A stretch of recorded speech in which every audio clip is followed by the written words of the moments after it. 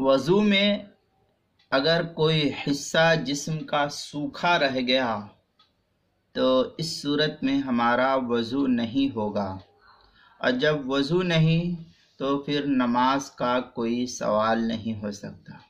اس لیے ہمیں وضو کرتے وقت خوب اچھی طریقے سے وضو کو کرنا چاہیے، اعضاء اور جوارح کا خاص خیال رکھنا چاہیے۔ چنانچہ مراقی الفلاح اور شامیہ وغیرہ کی عبارت کو دیکھنے سے معلوم ہوتا ہے کہ وضو کرتے وقت کوئی حصہ اگر سوئی کے نوک کے بقدر بھی سوکھا رہ گیا ہے۔ سوئی کی نوک کتنی ہوتی ہے؟ ہم میں سے سب کا علم ہے، سب کو اس بات کا علم ہے کہ سوئی کی جو نوک ہے وہ اس قدر باریک ہے، فقہا لکھتے ہیں کہ اگر اتنا سا بھی سوکھا رہ گیا تو ہمارا وضو درست نہیں ہوگا۔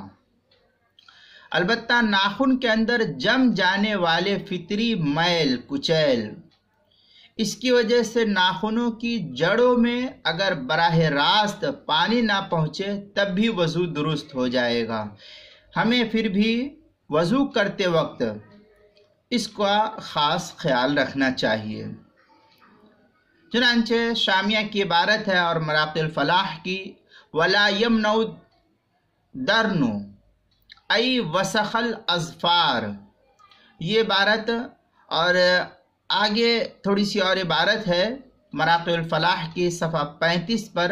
شامی جو بیروت کا چھپا ہوا، کراچی کا اور بیروت کا، دارالفکر بیروت کا چھپا ہوا، دونوں نسخہ ایک ہی ہے، اس کی پہلی جلد صفحہ 259 پر، اور جو ہندی نسخہ ہے زکریا بک ڈیپو دیوبند کا، اس کی پہلی جلد صفحہ 288 پر اس کو نقل کیا ہے۔ کتاب المسائل کی پہلی جلد صفحہ 147 پر بھی اس کو نقل کیا ہے، وہاں بھی تفصیل کو دیکھ سکتے ہیں۔